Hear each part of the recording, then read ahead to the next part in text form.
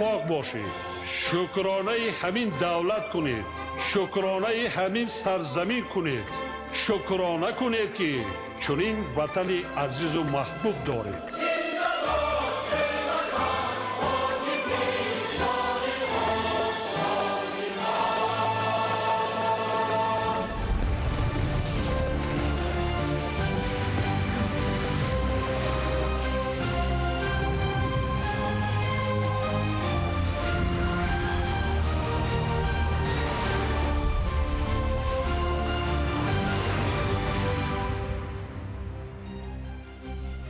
ассалому алайкум бинандаҳои гиромӣ.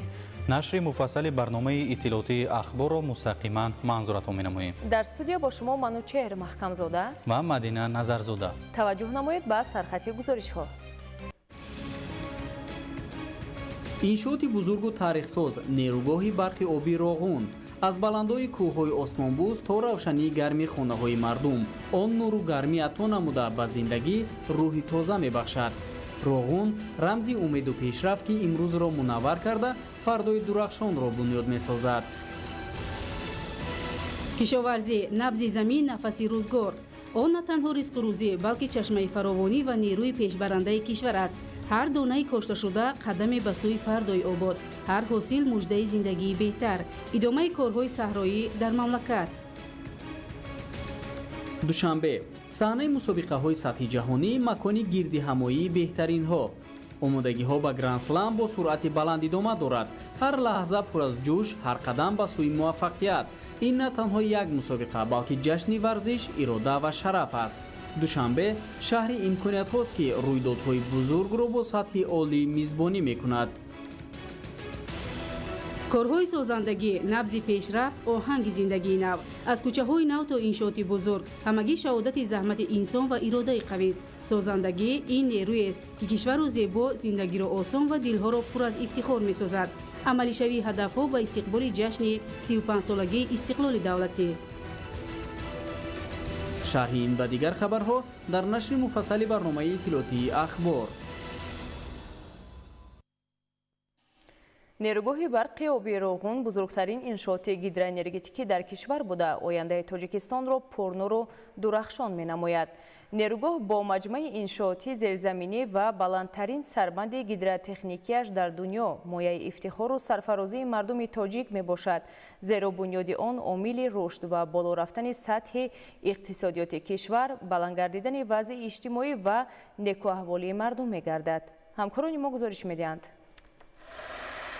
нерӯгоҳи барқии оби Роғун дар силсилаи нерӯгоҳҳои барқии оби дарёи Вахш бузургтарин иншооти гидроэнергетикӣ буда, муҳимтарин ҳадафи созандагии кишвари соҳиби истиқлоли Тоҷикистон дар роҳи расидан ба истиқлолияти комили энергетикӣ мебошад.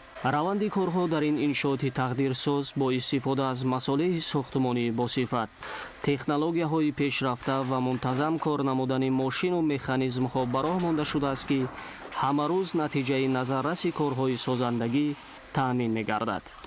иҷрои босифати корҳо дар сарбанди асосии нерӯгоҳи барқии оби Роғун бо нерӯи хастанопазири бинокорон ва касбияти баланди мутахассисон пеш меравад. танҳо дар моҳи апрели соли 2026 дар сарбанди нерӯгоҳ 858,056 метри мукааб мавод хобонида шудааст ки мисли девори азиме миёни орзу ва воқеият рӯз ба рӯз боло мегардад. дар маҷмӯъ бошад ҳаҷми корҳои иҷрошуда ба 44 миллиону 726,892 метри мукааб расидааст. ин нишондиҳанда 51,1% ҳаҷми умумии лоиҳавии сарбандро ташкил медиҳад. яъне зиёда аз нисфи иншооти аз ин бунёд гардида корҳои сохтмонӣ бо суръати баланд идома доранд. зиёда аз 250 адад мошини механизмҳои пуррихдор машғули кор ҳастанд ки дар ин ҷо дар як шабонарӯз 70,000 метр мукааб мо хобонида истодаем ки ҳар як қабати он таҳти назорат ва аз санҷишҳо гузаронида баъдан мо қабатҳои навро бо фармони гурӯҳи фармоишгар ва кормандони сифат ведбул ки дар ин ҷо қарор доранд мо корҳоро идома дода истодаем. раванди кор ба таври шабонарӯзӣ дар ду баст ба роҳ монда шуда, ҳамарӯза техникаю механизми зиёди пуриқтидор сафарбар карда мешаванд. Дар пайи иҷрои рисолати бузурги ҳар фарди бунёдкор ҳамарӯз натиҷаи назаррасе ба даст меояд ва муҳимтарин ҳадафҳои созандагӣ амалӣ мегарданд. аз дигар иншооти асосии нерӯгоҳи барқии оби роғун толори мошинҳо ба ҳисоб меравад ки кормандону мутахассисон бо азму иродаи қавӣ ва бо умеди ояндаи боз ҳам дурахшони Тоҷикистон корҳои бунёду васлгариро дар агрегатҳои нерӯгоҳ суръат мебахшанд. инҷо садо комилан дигар аст. маҳз дар ҳамин ҷо нерӯи барқ истеҳсол мешавад. қалби нерӯгоҳи барқии оби роғун толори мошинҳо ки дар умқи 400 метр дар зери кӯҳ мисли шаҳре бо дарозии 221 метр, баландии лоиҳавии 70 метр ва паҳнои 20 метр ҷойгир шудааст. муҳимияти асосии толори мошинҳо дар он аст ки дар ин ҷо агрегатҳо, турбинаҳо ва генераторҳо насб мешаванд. турбинаҳо бо фишори баланди об кор мекунанд. 6 агрегат имконият медиҳад ки нерӯи барқ истеҳсол шавад. ва ҳоло раванди корҳои сохтмонӣ дар агрегати 4-уми нерӯгоҳ ба таври шабонарӯзӣ идома дорад. дар кратери агрегати сеюм то сатҳи 933,7 корҳои бетонхобонӣ ва васлу насби оҳанфулузот ба пуррагӣ иҷро гардида, дар кратери агрегати рақами 4 аз сатҳи 958,8 то 974,4 корҳои сохтмону васлгарӣ оғоз гардида, бетонхобонӣ дар ҳаҷми 148 метри мукааб иҷро гардидааст. дар ин мавзеъ корҳои арматурбандию бетонхобонӣ ҷараён дорад. раванди корҳои сохтмонӣ дар гидроагатҳои 4-уму 3-ум 2-ум 1-ум айни ҳол бо маром рафта истодааст. яъне ки дар гидроагати 4-ум аллакай корҳои сохтмонӣ ба нишонаи то сатҳи 964 пурра ба анҷом расонда шудааст ки танҳо баъд аз васлу насби таҷҳизотҳои гидромеханикӣ нерӯгоҳ ба истифода дода мешавад ва корҳои сохтмонӣ дигар дар гидроагатҳои 1-ум ва 3-ум бошад ба нишонаи 953,7 аллакай омода расидааст. дар мавзеи камераи дарвозаҳои нақби сохтмонии қабати 4-уми нерӯгоҳ корҳои нақбканӣ ва мустаҳкамкунии муваққатӣ пурра иҷро шудааст. корҳои бетонхобонӣ, арматурбандӣ ва сементатсионӣ 98% ва васлу насби оҳанфулузот бошад 94,9% нақшаро ташкил медиҳад. тибқи лоиҳа корҳои мустаҳкамкунии баромадгоҳи нақби сохтмонии қабати 4-ум бо назардошти баромадгоҳҳои дигари нақбҳои опарто ки дар соҳили рост сохта мешаванд, корҳои заминӣ, анкергузорӣ, симторбандӣ ва бетонпошӣ идома доранд. дар ҳудуди баромадгоҳи нақбҳои опарто дар маҷрои дарё тибқи лоиҳа чоҳи мавҷшикан сохта шуда истодааст ки барои паст намудани фишори оби аз нақбҳо партофта шуда мебошад. дар баромадгоҳҳои нақбҳои опарто сатҳи корҳои заминӣ идома дошта, корҳои бетонпошӣ 75,9% иҷро шудааст. корҳои заминии минтақаи чоҳи мавҷшикани нақбҳои опарто бошад 85,9% иҷро шудааст. обқабулкунаки доимӣ аз ҷумлаи иншоотҳои соҳили чапи нерӯгоҳи барқии оби роғун буда, миқдори обе ки чархаи кории агрегатҳоро ба гардиш медарорад ба воситаи ин мавзеъ аз обанбор ба нақбҳо дохил гардида, танзим ва ба поён равона мегардад. вазифаи асосии иншооти обқабулкунаки доимӣ вобаста ба сатҳи оби обанбор аз ду зина ворид намудани об ба нақбҳои обрасон, инчунин мустаҳкам нигоҳ доштани қабати кӯҳпора ва монеъ гардидан ба кӯчиши ҷинсҳои кӯҳӣ баъди бо об пур гардидани обанбор мебошад. дар шахтаҳои дарвозаҳои ин обрасонҳо корҳои бетонхобонӣ бо истифода аз қолаби лағжандаи беист идома дошта, то ин замон дар шахтаи дарвозаҳои агрегати рақами 4 ки баландияш 130 метрро дар бар мегирад, баландии 95 метри он бетонхобонӣ гардидааст. то ин замон дар иншооти обқабулкунаки доимӣ ба миқдори 3,778,982 метри мукааб корҳои хокбардорӣ, 134,190 метри мураббаъ корҳои бетонпошӣ ва ба миқдори 31,960 метри кубӣ корҳои бетонхобонӣ иҷро гардида, раванди корҳо ба таври шабонарӯзӣ идома доранд.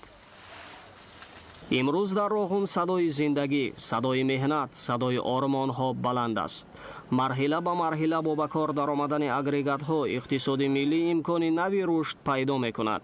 дар баробари ин Роғун дар татбиқи тарҳҳои минтақавӣ аз ҷумла Каса ҳазор нақши калидӣ мебозад.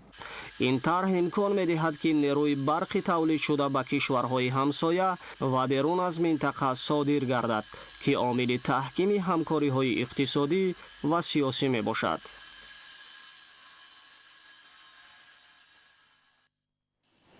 шаҳри Туз имрӯз бо қадамҳои устувор ба сӯи рушду пешрафт ҳаракат карда барои истиқболи арзандаи ҷашни 35-солагии истиқлоли давлатӣ омодагии ҳамаҷониба мебинад. бо шарофати сиёсати бунёдкоронаи пешвои миллат муҳтарам Эмомалӣ Раҳмон ва талошҳои сокинони заҳматкаш корҳои ободонӣ бо маром идома дошта, симои ноҳия тадриҷан дигаргун мегардад. ҳамкорони мо гузориш медиҳанд. парафшонии парчами миллӣ дар ҳар як гӯшаву канори мамлакат ин нишон аз соҳибдавлативу соҳибистиқлолии кишвари мо Тоҷикистони азиз мебошад.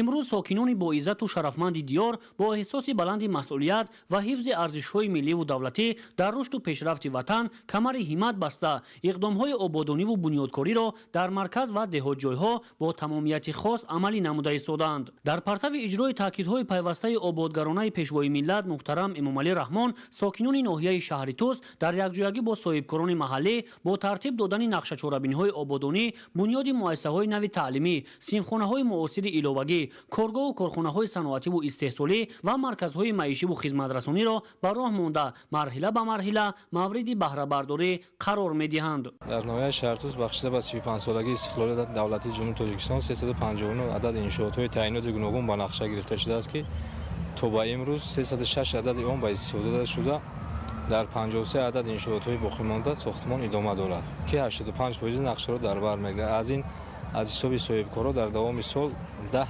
сохтмони муассисаҳои таҳсилоти миёнаи умумӣ сохтмонашон идома дорад.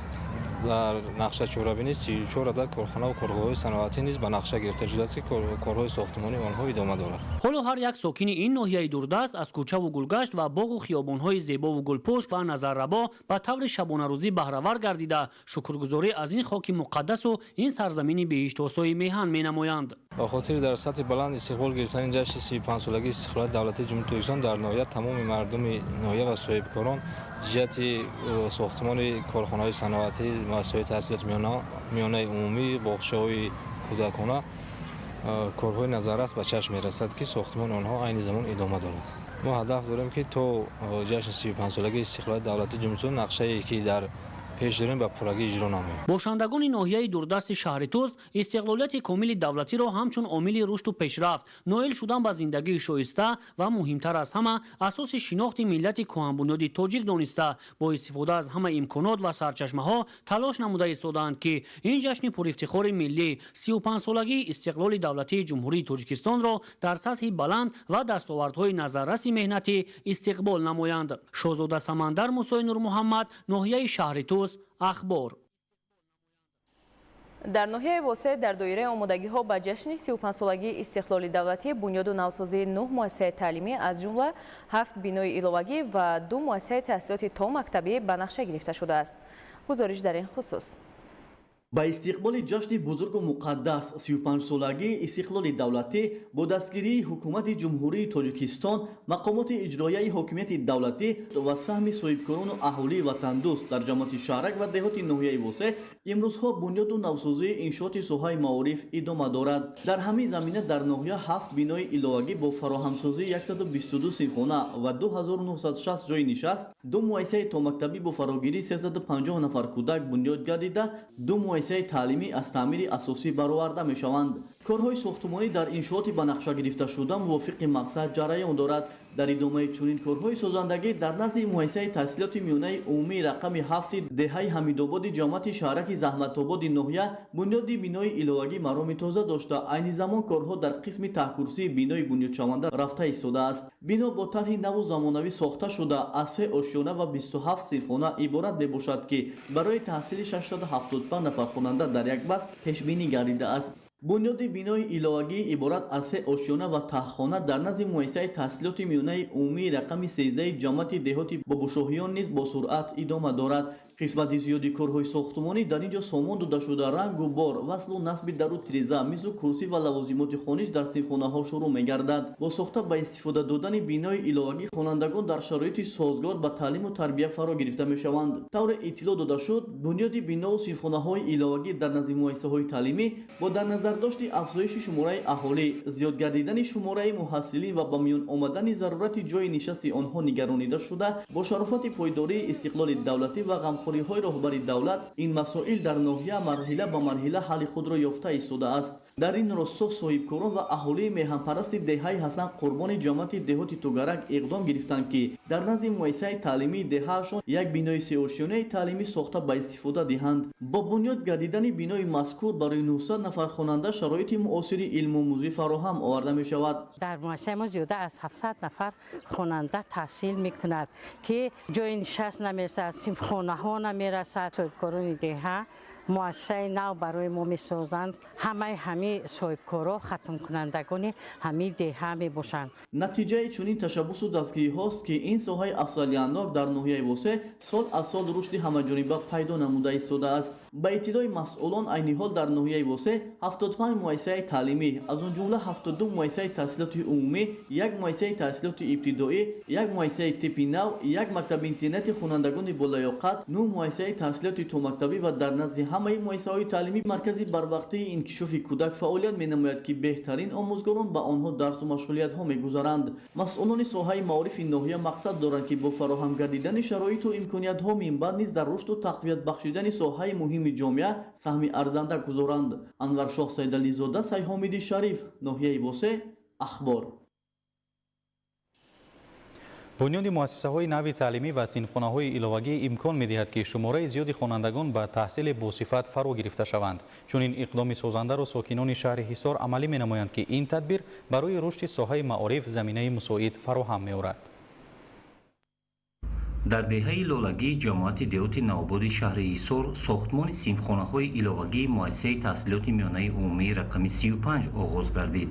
ин иқдоми муҳим бо дастгирии мақомоти иҷроияи ҳокимияти давлатии шаҳри Ҳисор ва саҳми арзандаи соҳибкорону сокинони маҳаллӣ амалӣ шуда ба беҳтар гардидани шароити таълиму тарбия мусоидат хоҳад кард. дар маросими оғози корҳои сохтмонӣ намояндагони мақомоти маҳаллӣ иштирок намуда зимни суханрониҳои худ аҳамияти рушди соҳаи маориф ва фароҳам овардани шароити мусоиди таҳсилро барои насли наврас муҳим арзёбӣ намуданд. бинои иловагӣ аз 12 синфхона иборат буда барои 640 нафар хонанда дар ду баст пешбинӣ гардидааст. бо мавриди истифода қарор гирифтани он мушкилоти норасоии ҷойи нишаст дар муассиса то андозае бартараф хоҳад шуд. дар муассисаи мо имрӯз 1014 нафар хонандагон таҳсил мекунанд. айни ҳол бо зиёдшавии аҳолӣ норасои синфхонаҳо имрӯз ба амал омадааст ва мо кӯшиш ба харҷ дода истодаем ки дар сатҳи замонавии хуб синфхонаҳои иловагиро сохта ба истифода диҳем ва сатҳу сифати дониши хонандагонро дар ҷумҳурӣ баланд бардорем. ҳамзамон масъулин аз ҷараёни сохтмони муассисаи томактабии деҳаи оби гарми ҷамоати деҳоти навободи шаҳри Ҳисор низ дидан карданд. қобили зикр аст ки ин муассисаи томактабӣ бо ташаббуси сокини саховатпешаи ин деҳа бободавлат Раҷабзода бунёд гардида истодааст. муассисаи мазкур аз ҳисоби замини назди ҳавлигии ӯ сохта шуда пас аз ба истифода супориданаш барои фарогирии 160 нафар кӯдак ба таълиму тарбияи томактабӣ шароити мусоид фароҳам оварда мешавад. дар ноҳияи кӯҳистони Мастчоҳ марҳилаи нави корҳои ободонӣ оғоз гардидааст.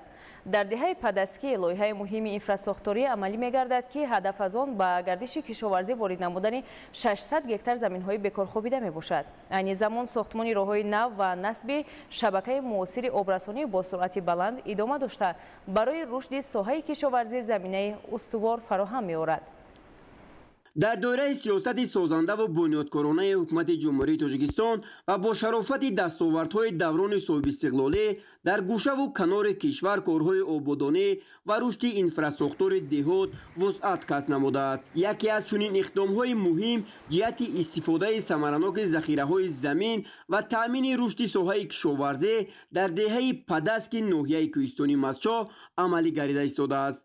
با مقصد به گردش کشاورزی وارد نمودن 600 گکتار زمین بیکار خوابیده که سالهای زیاد مردم آرزوی آبیاری آن را داشتند، کارهای بنیادی، راه و نصب و وصل لوله‌های آبگذر با مرام ادامه دارند. این زمین‌ها که سالهای زیاد بیکار مانده بودند، امروز با پرتو سیاست عاقلانه دولت و دستگیری رهبریت کشور تدریجاً به زمین‌های حاصلخیز تبدیل می‌یابند. طبق اطلاع مسئولان تا امروز زیاده از 12 کیلومتر راه بنیاد گردیده، کارهای هموارسازی، وسیع‌کنی و مستحکم‌سازی قطعه‌های باقی مانده ادامه دارند. این راه برای دسترسی آسان و زمین‌های کشاورزی، کشانیدن و نصب و وصل لوله‌های آبگذر، همزمان انتقال محصولات کشاورزی اهمیت مهم دارند.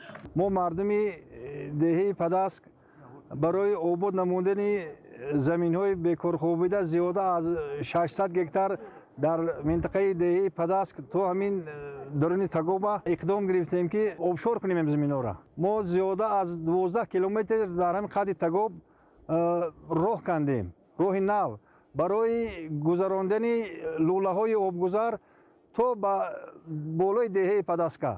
زندگی مردم بهتر می‌گردد. انا کارتشکی می‌کنیم، باوری داریم که تو عرفه جشن 35 سالگی استقلالیت جمهوری تاجیکستان آب برده رسانیم. گفته می شود که لوله‌های آبگذر به منطقه قسما وارد گردیده، نصب و وصل آنها با جلب متخصصان و تکنیکای مخصوص مرحله به مرحله عملی می گردد. طبق این لایحه با مبلغ گذاری مقامات اجرایی حکومت دولتی ولایت سوخت، ناحیه کوهستان مچا و سهم ساکنان محلی راه اندازی شدند. امروز با تطبیق این لایحه مهم اجتماعی و اقتصادی، آرزوی چندین ساله مردم جامعه عمل پوشیده، زمین‌های بیکار خوابیده تدریجاً به گردش کشاورزی وارد می‌گردند. با استفاده دادن پروژه این طرز زیاده از 600 گکتار زمین به گردش کشاورزی وارد شده، در آنها اساساً کشت کارتوشکا به راه مانده می‌شوند. این اقدام برای زیاد نمودن حجم استحصال محصولات کشاورزی، تامین بازار داخلی و کاهش دادن وابستگی به واردات محصولات غذایی مساعدت خواهد کرد. همزمان تطبیق چنین لایحه‌ها باعث تأسیس جای‌های نوی کاری گردیده، سطح درآمد اهالی محلی را بالا میبرد. کارها در این سمت با استفاده از تکنیک‌های معاصر و رعایت طلبات ساختمانی ادامه داشته، انتظار می رود که لایحه در مهلت مقرر گردیده با صفت بلند به انجام رسانیده شود. اسام‌الدین غیاث‌زاده، ناحیه کوهستان مچا، اخبار. در ناحیه اسپیتامین کشت زراعت بهاری به مانند پخته، غله‌دانگی، سبزیجات و پالایزی‌ها با مرام ادامه دارد. تا امروز کشاورزان ناحیه در میدان زیاده از 8000 گکتار زراعت بهاری را کشت نمودند. در ناحیه مساحت اساسی کشت زراعت بهاری را پخته تشکیل می‌دهد. معلومات بیشتر در گزارش عبدالوهاب عبدالستار.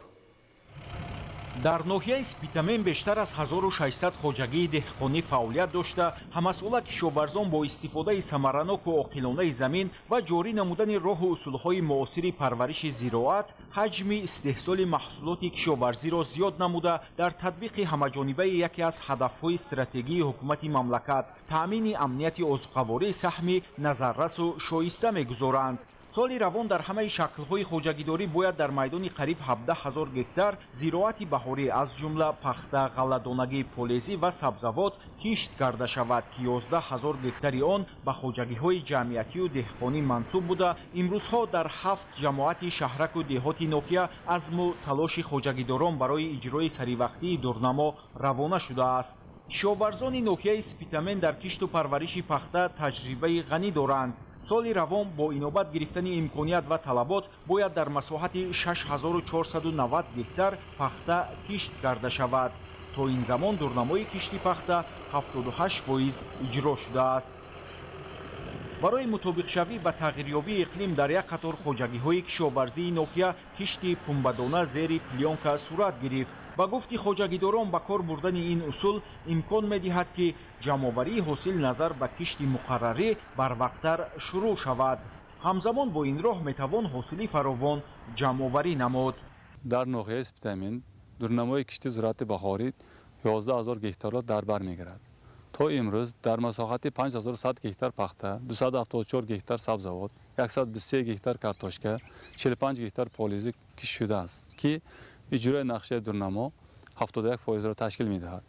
طی солҳои охир дар Нокия баробари пахтакорӣ инчунин ба кишти полезӣ ва сабзавот аҳамияти махсус дода мешавад ки ин тадбири муҳим пеш аз ҳама ба таъмини бозорҳои дохилӣ бо маҳсулоти истеҳсоли худӣ мусоидат менамояд. маҳорату кордонии деҳқонони Нокия дар самти кишту парвариши зироат ва истеҳсоли маҳсулоти кишоварзӣ аз ҷумла картошка ва сабзавоти барвақтӣ намунаи ибрат аст. нашъунамои хуби зироати барвақтӣ аз ҷумла картошка аз он шаҳодат медиҳад ки деҳқонон барои таъмини фаровонҳосилӣ пайваста заҳмат мекашанд. имсол кишоварзони Нохия ба мақсади гирифтани ҳосили дилхоҳ дар 123 гектар картошкаи барвақта кишт намуданд ки айни замон нашъунамои хуб дорад. ҳоло дар ноҳияи Спитамин кишти пахта, сабзавот ва полезиҳо бо маром идома дорад. дар ноҳияи Спитамен ҷиҳати таъмини фаровонии бозор дар оянда низ бо ворид намудани заминҳои бекорхобида ба гардиши кишоварзӣ раванди кишту парвариши зироат аз ҷумла ғалладонагиҳо, пахта, сабзавоту полезиҳо тақвият бахшида мешавад ва хоҷагидорон дар таъмини бозори истеъмолӣ бо маҳсулоти тару тозаи кишоварзӣ саҳми арзанда мегузоранд. абдуваҳоби абдусаттор, Илёс Бобоҷон, ноҳияи Спитамен, ахбор.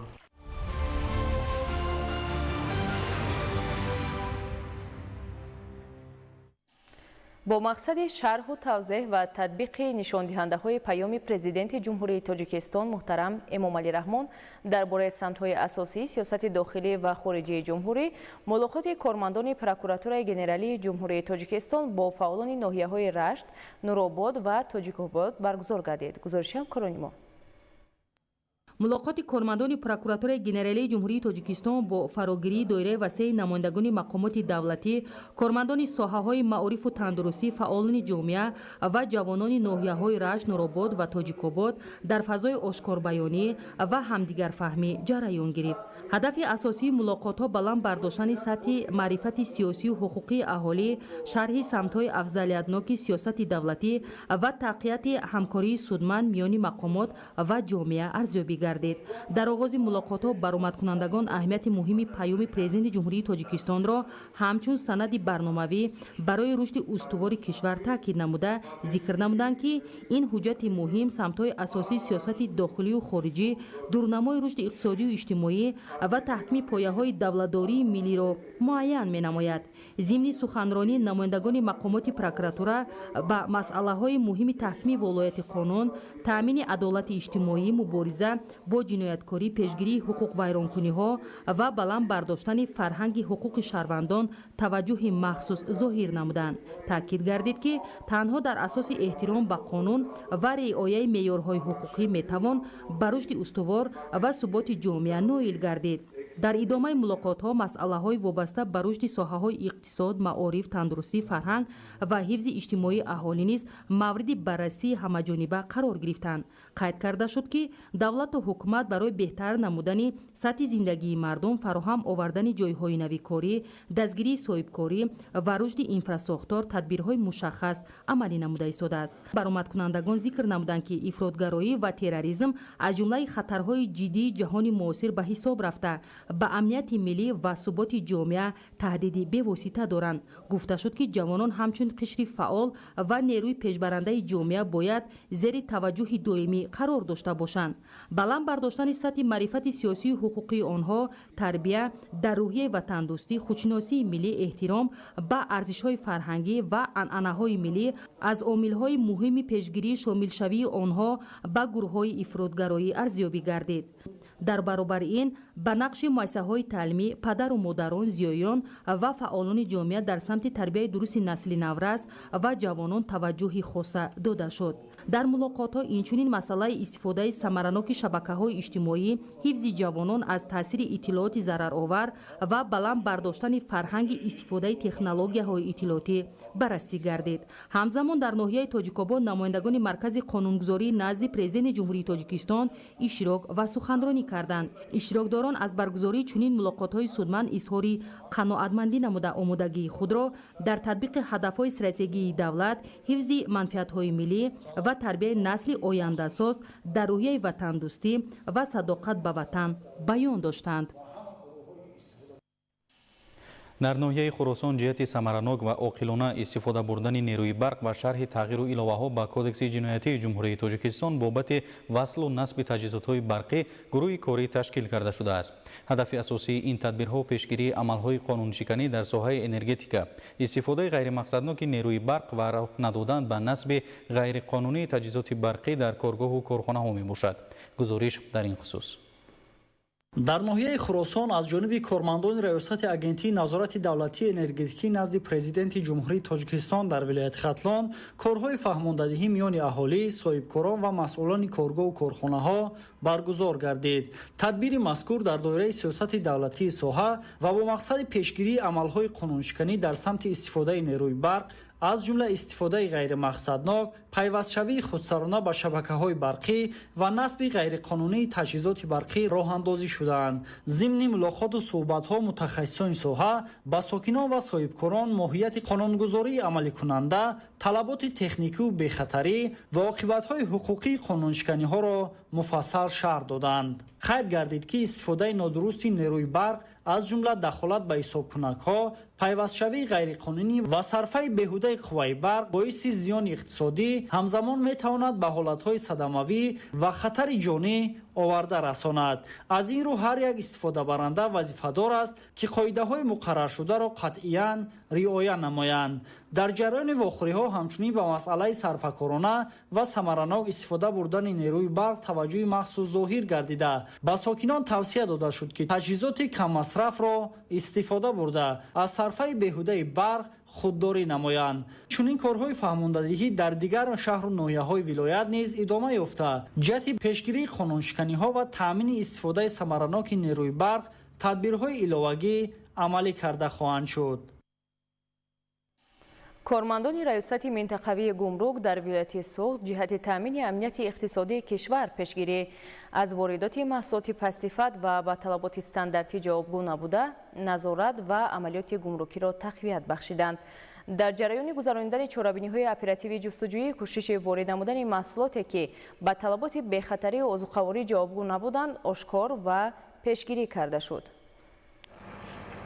аз ҷониби кормандони раёсати минтақавии гумрукӣ дар вилояти Суғд ҳангоми гузаронидани чорабиниҳои оперативии ҷустуҷӯӣ ҳолати воридоти ғайриқонунии маҳсулоти гӯшти, равғани дудкардашудаи чорво, нӯшокиҳои спиртӣ ва сиркоро ба ҳаҷми калон ошкору пешгирӣ ва бозори дохилиро аз чунин намуди маҳсулоти пастсифату ғайристандартӣ ва ба талаботҳои санитарию бехатарии озуқаворӣ ҷавобгӯй набуда ҳифз намуданд.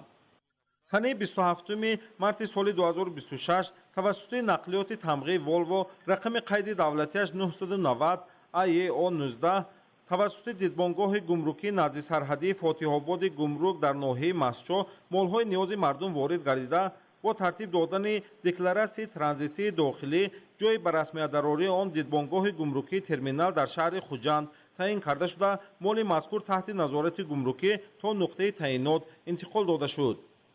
пас аз интиқоли молу воситаи нақлиёти мазкур санаи 31 марти соли 2026 аз ҷониби кормандони шӯъбаи мубориза бар зидди ҳуқуқвайронкуниҳои гумрукӣ ва дидбонгоҳи гумрукии терминал дар шаҳри Хуҷанди раёсати минтақавии гумрукӣ дар вилояти Суғд зимни муоина муайян карда шуд ки дар дохили бордони воситаи нақлиёти мазкур номгӯи молҳое мавҷуданд ки ҳуҷҷатҳои тасдиқкунандии воридотӣ надоранд. ошкор карда шуд ки дар бордони воситаи нақлиёт маҳсулоти гӯшти дар 45 адад қутии картонӣ ва миқдори 1 тонну 70 килограмм равғани дудкардашудаи хук ва миқдори 18 килограмм нӯшокии спиртии намуди арақ, ғунҷоишашон гуногун ҷамъ ба миқдори умумӣ 416 литр ва сиркои ғунҷоишашон 1,9 литра бо вазни умумӣ 433 литр бидуни назорати гумрукӣ бо роҳи пинҳонӣ аз назорати гумрукӣ дар зири дигар молу маҳсулотҳо ҷойгир карда шудааст. ин молу маҳсулот бо роҳи фиреб ва пинҳонӣ аз назорати гумрукӣ бидуни нишон додани номгӯи чунин молҳо дар ҳуҷҷатҳои ҳамроҳикунандии молу воситаи нақлиёт ба ҳудуди ҷумҳурии Тоҷикистон ворид шудааст. дар вақти муоини гумрукӣ баръало маълум буд ки маҳсулоти гӯшти дар қуттиҳои картонӣ ҷойгир карда шуда ба талаботҳои меъёрию санитарии гигиенӣ ва бехатарии озуқаворӣ ҷавобгӯй набуда интиқол дода шудааст. ҳатто маҳсулоти гӯшти ва равғани дудкардашудаи хук мағор ва бӯи бад кардааст. дар асоси хулосаи раёсати кумитаи бехатарии озуқаворӣ назди ҳукумати ҷумҳурии тоҷикистон дар вилояти суғд дар таркиби ин маҳсулоти гӯшти бактерияҳои гурӯҳи чӯбчашакли рӯдаҳо ва микроорганизмҳои гурӯҳи коко аз ҷумла диплокок ва стриптокок дарёфт карда шуданд. истеъмоли намуди маҳсулоти гӯшти ва равғани дудкардашудаи хук ба ҳаёт ва саломатии инсон хатарнок мебошад.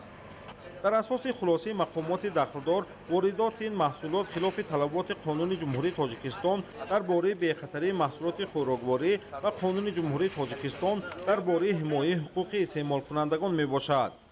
ҳамаи мол ва воситаҳои нақлиёте ки аз сарҳади гумрукии ҷумҳурии тоҷикистон интиқол дода мешаванд тибқи тартиб ва шартҳои муайяннамудаи кодекси гумрукии ҷумҳурии тоҷикистон бояд ҳатман мавриди ба расмиятдарорӣ ва назорати гумрукӣ қарор дода шаванд.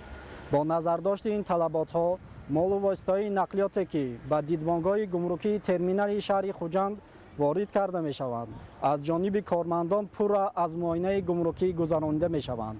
мутаассифона ҳолатҳои кӯшиши бо роҳи пинҳонӣ бидуни назорати гумрукӣ ворид намудани молу маҳсулот аз ҷониби баъзе шаҳрвандон ҷой дорад. давоми як моҳи охир ошкор карда шудани якчанд чунин ҳолатҳо аз ин шаҳодат медиҳад. мувофиқи хулосаи филиали суғдӣ корхонаи воҳиди давлатии ҷумҳуриявӣ суғднархгузор дар вилояти суғд арзиши умумии молу маҳсулоти боздоштгардида 118 000 сомониро ташкил медиҳад. оиди ҳолати мазкур бо моддаи 209 қисми 1 кодекси ҷиноятии ҷумҳурии тоҷикистон парвандаи ҷиноятӣ оғоз карда шуда дар прокуратураи вилояти суғд тафтишот дар ин самт идома дорад. пешгирӣ аз қочоқи ин гуна молу маҳсулоти пассифат бо мақсади ҳифзи манфиатҳои иқтисодӣ, бозори дохилӣ ва амнияти озуқаворӣ мебошад.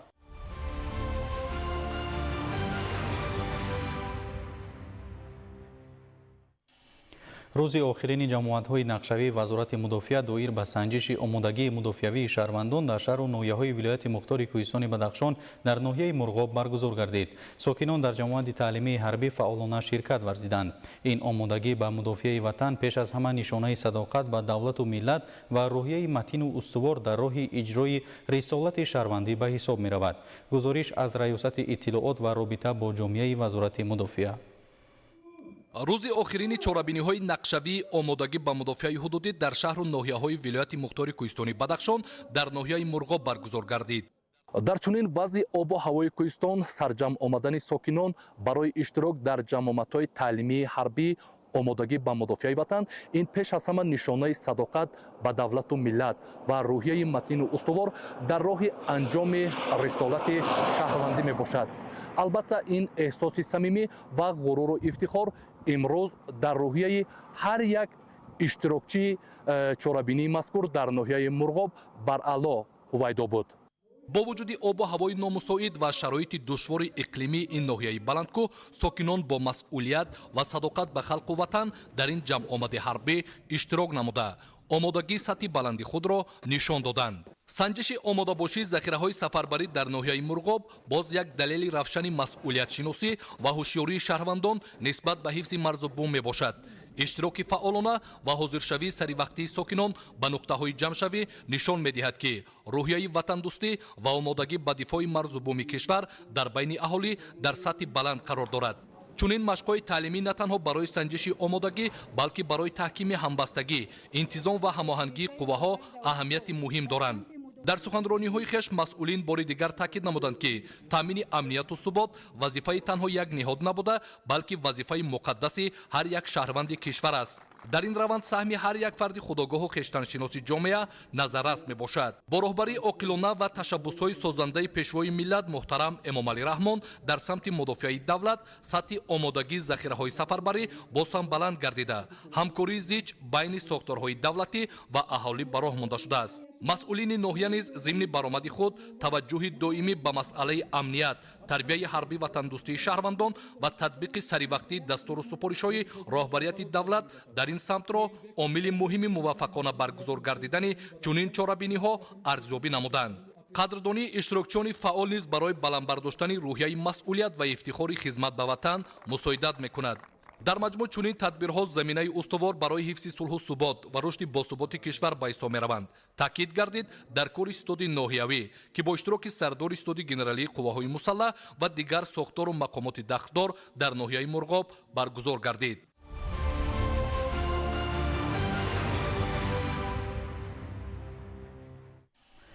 ба истиқболи ҷашни бузурги миллии 35-солагии истиқлоли давлатии ҷумҳурии Тоҷикистон дар кишвар озмунҳои гуногуни соҳавӣ аз ҷумла озмуни ҷумҳуриявии олими сол, муҳаққиқ ва ихтирокори ҷавон ва магистранти сол баргузор гардида ғолибон қадрдонӣ гардиданд. гузориш дар ин хусус.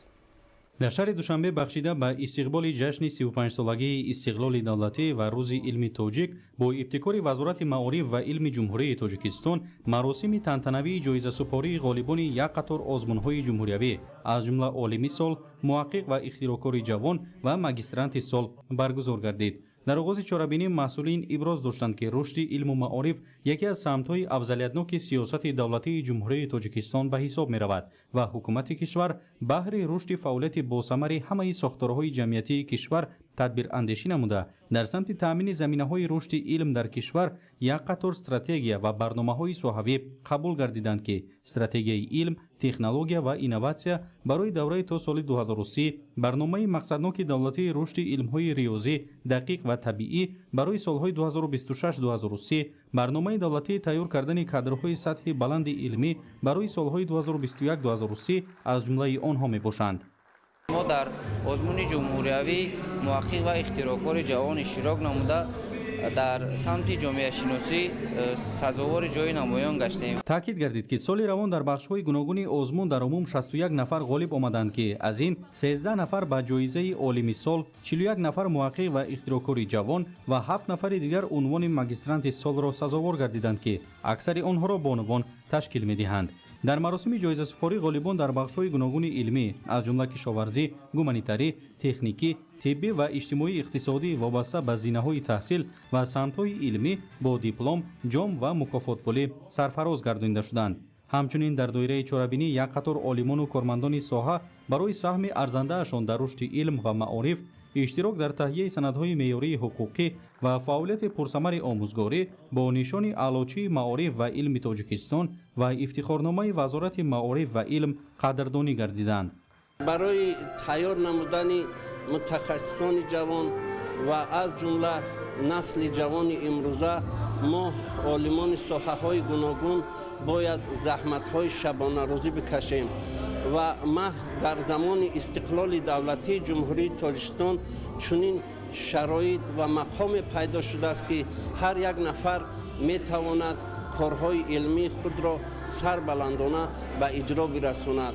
дар фарҷоми чорабинӣ барномаи рангини фарҳангӣ бо иштироки ҳунармандони шинохтаи кишвар пешниҳоди ҳозирин гардонида шуд.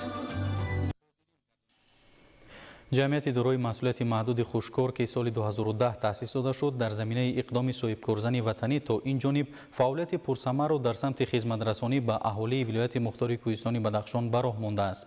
ин корхона сокинони вилоятро бо маводҳои полиграфӣ ва ноширӣ инчунин ороишӣ таъмин менамояд. ҳамкорони мо гузориш медиҳанд. дар зарфи солҳои соҳибистиқлолӣ бо дастгириҳои доимии ҳукумати кишвар, хусатан президенти ҷумҳурии Тоҷикистон пешвои миллат муҳтарам Эмомалӣ Раҳмон, соҳибкорӣ дар кишвар рушду равнақ дода мешавад. айни замон дар вилояти мухтори Кӯҳистони Бадахшон аз ҳисоби соҳибкорзанони муваффақ ки ин соҳаи сердаромадро пеша карданд ба натиҷаҳои дилхоҳ ноил гардиданд. яке аз чунин соҳибкорони муваффақ Назира Дилёбова мебошад ки фаъолияти соҳибкориро аз соли 2010 то ин ҷониб давом дода истодааст. рушди фаъолияти худро дар ҷодаи соҳибкорӣ аз дастрасӣ ба гранти президентӣ унвон менамояд. Назира Дилёбова иброз медорад ки асоси фаъолияти корхонаи мо ин хизматрасониҳои соҳаи ороишӣ, полиграфӣ ва ноширӣ мебошад. кормандони корхона мутахассисони хуби соҳа буда маҳсули меҳнати онҳо аз ҷониби муштариён хушсифат арзёбӣ карда мешавад. фаъолияти тиҷоратиро аз соли 2010 шурӯъ кардем. ин тиҷорати оилавӣ буд ва чун додаронам дар соҳаи ороиш ва чоп таҷрибаи хуб доштанд, мо тасмим гирифтем ки як корхонаи хурди полиграфӣ чопиро дар шаҳри Хорух таъсис диҳем. аввалан ҷамъияти дорои масъулияти маҳдуди хушкорро соли 2010 таъсис додем ки 3 нафар корманд доштем. идеи машғул шудан ба ин самт вақте пайдо шуд ки дар вилоят чунин хизматрасонӣ набуд ва бештари шуури овезаҳоро дар шаҳри душанбе фармоиш медоданд. мо ба хулоса омадем ки ба хизматрасонӣ ороишӣ ва чопӣ ҳама ниёз доранд.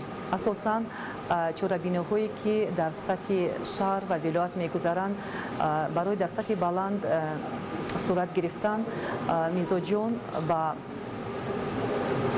мо муроҷиат мекунанд ва дар навбати худ мо кӯшиш ба харҷ медиҳем ки фармоишҳои онҳоро дар сатҳи баланд анҷом диҳем. фаъолияти соҳибкори ватанӣ дар ҳамкорӣ бо бонки сармоягузорӣ ва қарзии тоҷикистон дар шаҳри хорух самараи хуб дода бо дастрасӣ ба қарзҳои бонкӣ инчунин таъсиси лоиҳаҳо дар самти рушди фаъолияти соҳибкорӣ назар аз арзёбӣ мегардад. қайд гардид ки давоми 5 соли охир тавассути лоиҳаҳои ҷамъияти соҳибкорӣ ва рушд қарзҳои имтиёзнок бо 14% солона тавассути бонки мазкур дастрас намуданд.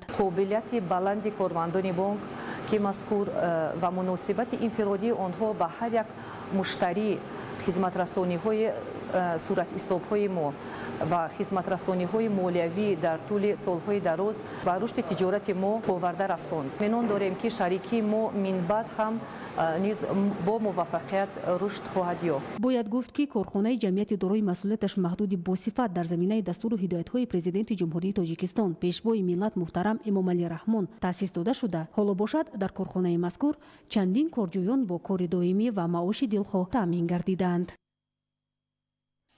таърихи пурифтихори халқи тоҷик мактаби бузурги худшиносӣ буда арҷгузорӣ ба он рисолати бузурги ҳар як фарди хештаншинос аст. дар шаҳри Норак бо мақсади дастгирии ҳамаҷониба аз иқдомҳои беназири пешвои миллат муҳтарам Эмомалӣ Раҳмон дар самти тақдими китоби тоҷикон ба ҳар як оилаи кишвар ва сазовори истиқбол намудани ҷашни 35-солагии истиқлоли давлатӣ озмуни тоҷикон дар оинаи таърих баргузор шуд. омӯзиши таърих дар замони ҷаҳонишавӣ муҳимтарин омил дар самти худшиносиву худогоҳии миллӣ ба шумор меравад. бо мақсади дастгирии ҳамаҷониба аз иқдоми беназири пешвои миллат муҳтарам Эмомалӣ Раҳмон дар самти тақдими китоби тоҷикон ба ҳар як оилаи мамлакат дар сатҳи баланди сиёсиву фарҳангӣ ва илмӣ таҷлил намудани 35-солагии истиқлоли давлатии ҷумҳурии Тоҷикистон арз гузоштан ба арзишҳои миллии таърихиву фарҳангӣ дар шаҳри Норак озмуни тоҷикон дар оинаи таърих баргузор карда шуд.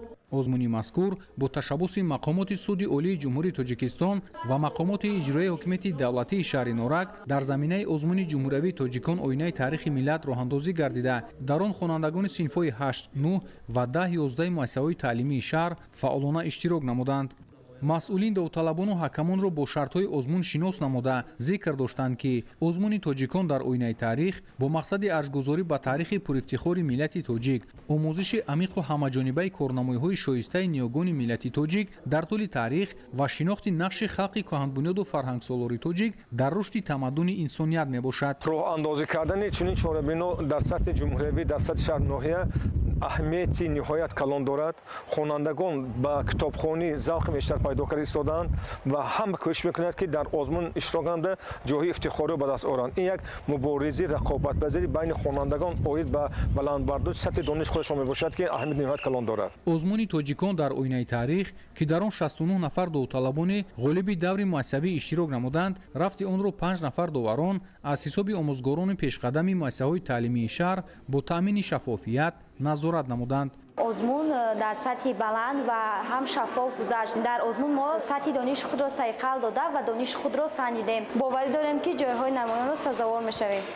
мавриди зикр аст ки ташкил ва гузарондани чунин озмунҳо пеш аз ҳама дар баланд бардоштани сатҳи саводнокии ҷомеа, бедор намудани ҳисси ватандӯстиву хештаншиносӣ, ҳуввияти миллӣ, арз гузоштан ба суннату анъана ва оинҳои миллии ниёгон, огоҳ будан аз хизматҳои бузургони миллати кӯҳанбунёд ва фарҳангофари тоҷик, ҳамчунин ҷалби ҷавонон ба илмомӯзӣ ва дурӣ ҷустани онҳо аз ҳар гуна хатарҳои замони имрӯза ба мисли шомилшавии ҷавонон ба ҳизбу ҳаракатҳои мамнӯъ саҳми арзанда мегузорад.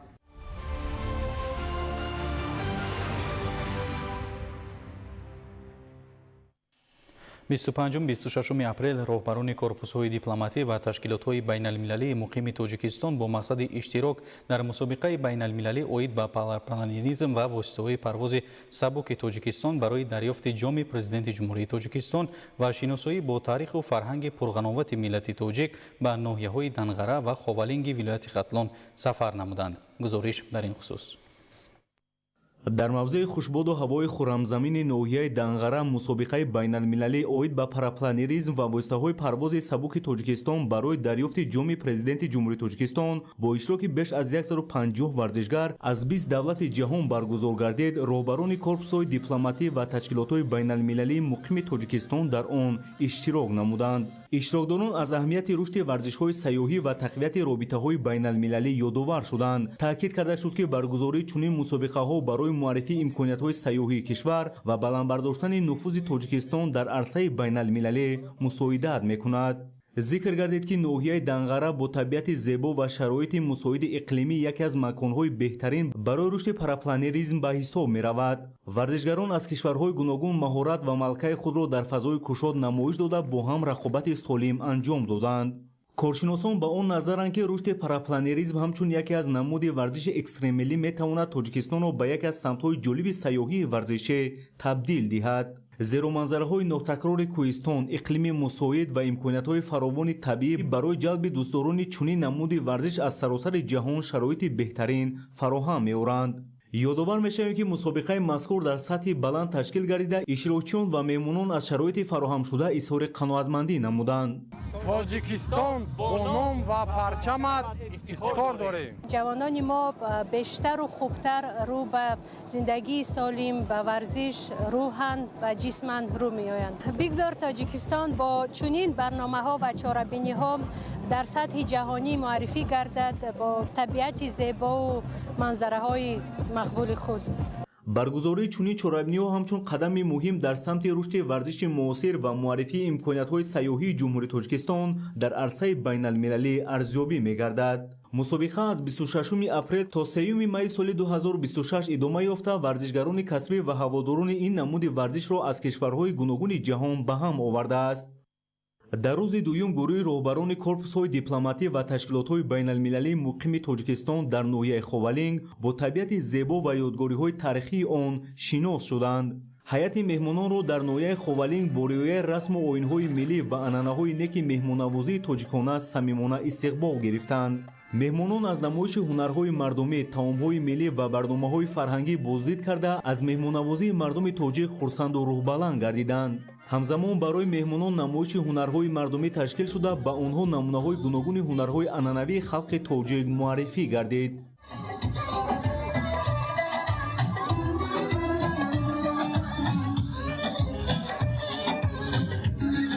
сипас ҳайат ба осорхонаи таърихии кишваршиносии ноҳияи Ховалинг ташриф оварда бо намунаҳои нодири фарҳангӣ, осори таърихии давраҳои гуногун ва рушду ташаккули он шинос шуд. дар осорхона зиёда аз 4000 нигораи бозгӯкунандаи давраҳои таърихӣ аз ҷумла 2000 осори заргарӣ, кулолгарӣ, оҳангарӣ, мизгарӣ, шишапораҳо, сафолоти гуногуни рӯзгордорӣ, зарфоб, бозёфтҳои асбобҳои сангӣ ва дигар ёдгориҳо аз шаҳри Мунки Бостонӣ ҷамъоварӣ гардидааст. ҳар як гӯшаи осорхона вобаста ба таъриху тамаддуни миллати тоҷик дорои бозёфт ва ёдгориҳое мебошад ки ҳар бинандаро бо гузаштаи пурифтихори ниёгони тоҷик ошно месозанд. Николай Георгиевич, временный поверенный в делах Республики Беларусь в Таджикистане. Таджикистан никогда не перестает удивлять, потому что в какой бы регион Таджикистана ни приехали, вы всегда встречаете совершенно какие-то новые, или получаете совершенно новые впечатления, и всегда остается очень теплые, яркие воспоминания. Я очень благодарен иметь такой прекрасный возможность познакомиться с чудесным природой, гостеприимства и богатым историям района Ховалинга. инчунин дар ин рӯз роҳбарони корпусҳои дипломатӣ ва ташкилотҳои байналмилалии муқими Тоҷикистон дар ноҳияи Ховалинг аз мавзеи хушбоду ҳавои Дараи Мухтор, осорхонаи таърихии кишваршиносии қаҳрамони халқи тоҷик восеъ боздид намуданд. меҳмонон дар ин макон бо ашёҳо ва рӯзгор аз фаъолияти ин қаҳрамони халқи тоҷик ки дар он маснуоти мисӣ, чӯбин, сангӣ, биринҷӣ, сафолӣ, дастхатҳои қадима ва дигар нигораҳо мавҷуд мавҷуданд аз наздик дидан намуданд. ин мавзеъ барои ҷалби бештари сайёҳони дохиливу хориҷӣ ба маконҳои таърихиву фарҳангӣ ва шиносоии бештари тамаддуни пурғановати миллати тоҷик ба ҷаҳониён замина фароҳам хоҳад овард. ҳамзамон меҳмонон аз маркази варзишии сайёҳӣ дар дараи мухтор ва меҳмонхонаи истироҳатгоҳи лаёқатмандон ки дар дораи корҳои ободониву бунёдкорӣ бахшида ба ҷашни 35-солагии истиқлоли давлатии ҷумҳурии Тоҷикистон бунёд шудааст, боздид намуданд. меҳмонон дар ин минтақаи Тоҷикистон бо табиати дилфиреб, кӯҳҳои сарбафалак кашида, манзараҳои нотакрор ва имкониятҳои сайёҳии ноҳия шинос гардиданд. дастаи ҷумҳурии Тоҷикистон дар мусобиқаи кушоди ҷоми ассамблеяи байнипарлумонии давлатҳои иштирокчии иттиҳоди давлатҳои мустақил оид ба шоҳмот ки рӯзҳои 22 ва 23 апрел дар шаҳри Алматои Қазоқистон баргузор гардид, бо ҳунару маҳорати баланд ва натиҷаҳои шоиста сазовори ҷойи аввал гардид. ин дастоварди назаррас бори дигар собит намуд ки шоҳмоти тоҷик дар арсаи байналмилалӣ мавқеи устувор дошта варзишгарони мо қодиранд дар сатҳи баланд рақобат намоянд. дастаи ҷумҳурии Тоҷикистон дар мусобиқаи кушоди ҷоми ассамблеяи байнипарлумонии давлатҳои иштирокчии иттиҳоди давлатҳои мустақил оид ба шоҳмот ки рӯзҳои 22-23 апрел дар шаҳри Алматои Қазоқистон баргузор гардид, бо ҳунару маҳорати баланд ва натиҷаҳои шоиста сазовори ҷойи аввал гардид. ин дастоварди муҳим натиҷаи омодагии ҷиддӣ, ҳамоҳангии комил ва иродаи қавии аъзои даста буда, бори дигар собит сохт ки шоҳмоти тоҷик дар арсаи байналмилалӣ мавқеи устувор ва рӯ ба рушд дорад. варзишгарони кишвар дар ҷараёни мусобиқа бо рақибони пурқувват рӯбарӯ шуда, бо бозии ҳисобшуда, тактикаи дақиқ ва сабри варзишӣ бартарии худро таъмин намуданд. дар баробари муваффақияти дастави варзишгарони тоҷик дар сабқатҳои инфиродӣ низ натиҷаҳои назаррас ба даст оварданд ки аз сатҳи баланди маҳорати шахсии онҳо шаҳодат медиҳад. ин дастоварди назаррас бори дигар собит намуд ки шоҳмоти тоҷик дар арсаи байналмилалӣ мавқеи устувор дошта варзишгарони мо қодиранд дар сатҳи баланд рақобат кунанд. ин пирӯзӣ нишонаи заҳмат, маҳорати баланд ва пурифтихори миллӣ аст. бо чунин дастовардҳо парчами Тоҷикистон боз ҳам баландтар парафшон мешавад. бозии шоҳмот аз намудҳои зеҳнии барномаи мусобиқа буда, иштироки фаъоли кормандонро ҷалб намуда, дар фазои рақобати солим баргузор гардид. иштирокчиҳон маҳорати фикронӣ, таҳлил ва рақобатпазирии худро нишон доданд. чунин дастовардҳо натиҷаи заҳмати пайвастаи варзишгарон ва дастгирии омӯзгорону мураббиён мебошад.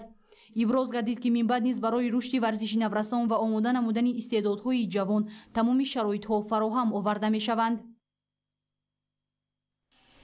соли сеюм аст ки дар доираи сайри ҷаҳонии ҷудо дар қалби Тоҷикистони соҳиб истиқлол шаҳри Душанбе мусобиқаи бонуфузи байналмилалӣ оид ба ҷудо Гранд Слам баргузор мегардад. омодагиҳо ба ин рӯйдоди муҳими варзишӣ дар пойтахти кишвар дар сатҳи баланд ҷараён дошта, варзишгарон низ барои сабқатҳо ҷиҳати дарёфти ҷойҳои ифтихорӣ ҷиддӣ тайёрӣ мебинанд. гузориш дар ин хусус. пойтахти Тоҷикистони соҳиб истиқлол шаҳри Душанбе ба унвони мизбони мусобиқаи байналмилалии Душанбе Гранд Слам 2026 боз дар сархати расонаҳои ҷаҳонӣ қарор дорад. барои мизбонии ин мусобиқаи бонуфуз омодагӣ дар шаҳри Душанбе дар сатҳи баланд ба роҳ монда шудааст ва ҷараёни баргузории он тариқи шабакаҳои дохиливу хориҷӣ инъикос карда мешавад.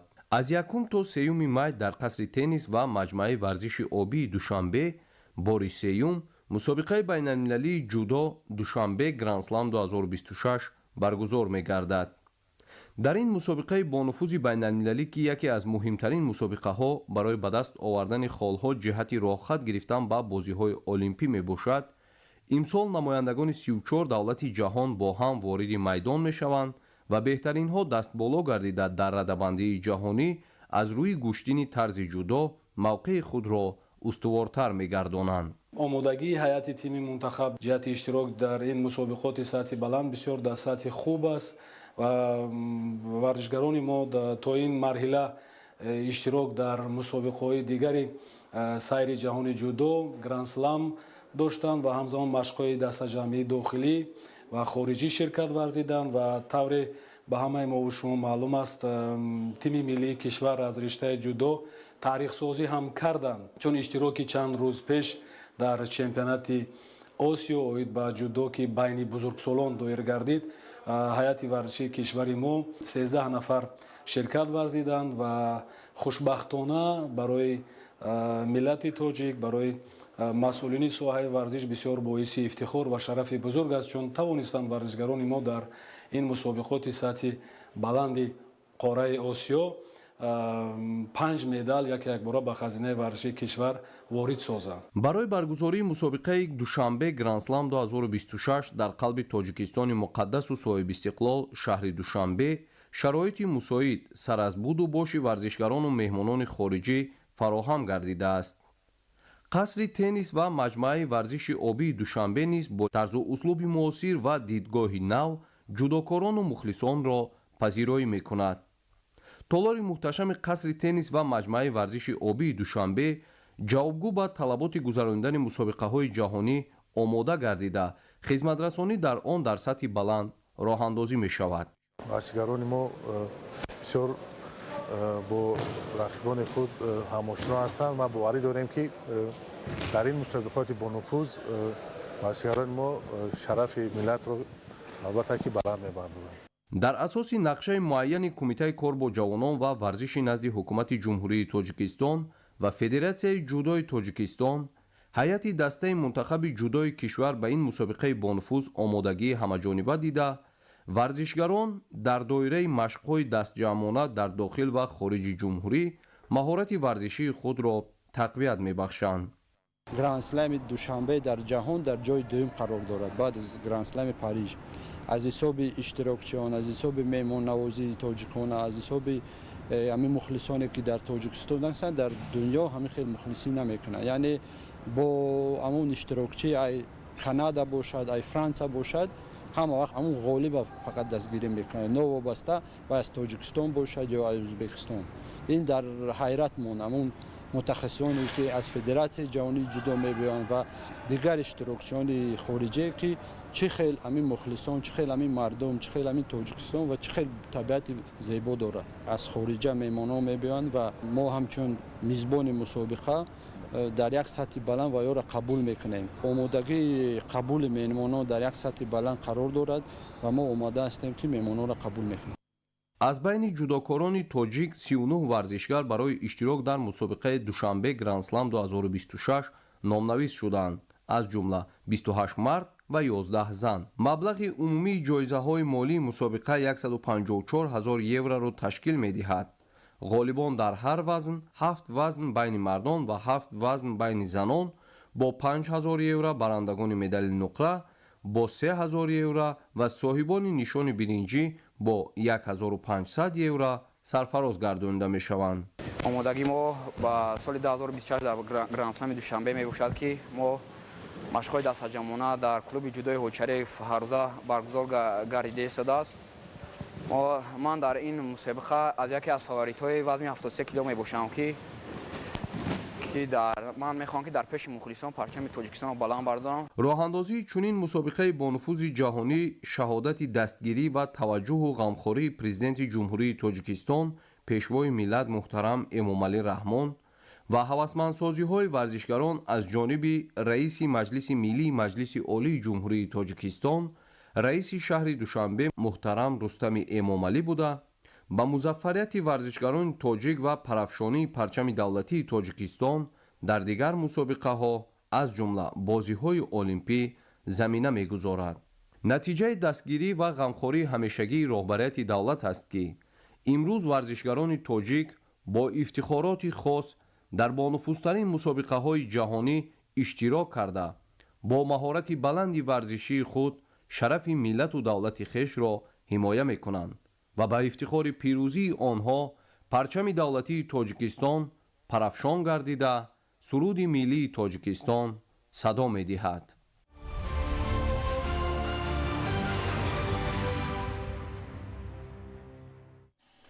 дар ноҳияи данғара байни ҷавонони шаҳру ноҳияҳои минтақаи кӯлоб мусобиқа аз рӯи намуди бозии футбол баргузор гардид.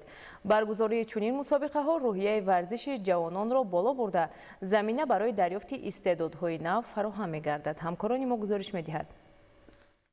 бо мақсади тарғибу ташвиқи тарзи ҳаёти солим, ҷалби ҷавонон ба машғулиятҳои тарбияи ҷисмонӣ ва варзиш, инчунин дарёфти чеҳраҳои нави умедбахши футбол бо саҳми соҳибкори маҳаллӣ дар деҳаи ғарғараи ноҳияи Данғара мусобиқаи варзишӣ аз рӯи намуди футбол байни дастаҳои шаҳру ноҳияҳои минтақаи Кӯлоб баргузор гардид.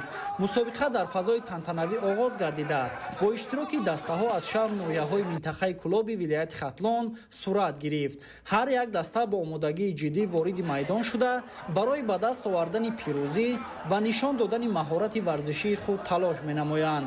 ҷараёни рақобатҳо пуршиддат, ҷолиб ва хотирмон буда мухлисону ҳаводорони футболро ба худ ҷалб намуд. бояд таъкид кард ки баргузории чунин мусобиқаҳо барои таҳкими риштаҳои дӯстиву бародарӣ миёни ҷавонон, баланд бардоштани ҳисси ватандӯстӣ, рушди малакаи варзишӣ ва ташаккули тарзи ҳаёти солим аҳамияти калон дорад. чунин чорабиниҳо имконият фароҳам меорад то ҷавонони соҳибистеъдод муайян гардида дар оянда ба ҳайатҳои касбӣ ҷалб карда шаванд. татбиқи барномаи рушди футбол дар кишвар барои таҳкими заминаҳои меъёриву ҳуқуқӣ, таҳкими базаи моддиву техникӣ, омодасозии мутахассисон, вусъат бахшидани инфрасохтори муосири варзишӣ, бунёди ҷадиди майдончаҳои футбол ва фароҳам овардани шароити мусоид барои машқу тамрин заминаи мусоид гузоштааст. дар назар аст ки марҳилаи финалии мусобиқа рӯзҳои наздик баргузор гардида ғолибону беҳтарин иштирокчиён аз ҷониби кумитаи тадорукот бо ҷом, ифтихорнома ва тӯҳфаҳои хотиравӣ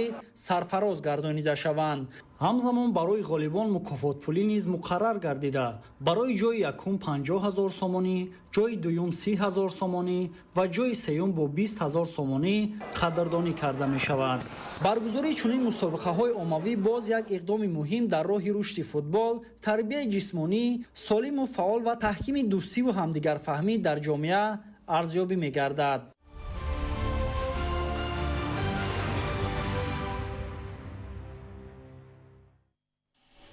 бинандаҳои гиромӣ буд нашри муфассали барномаи иттилоотии ахбор. барномаҳои дигари телевизиони Тоҷикистон идома доранд. хайр, саломат бошед.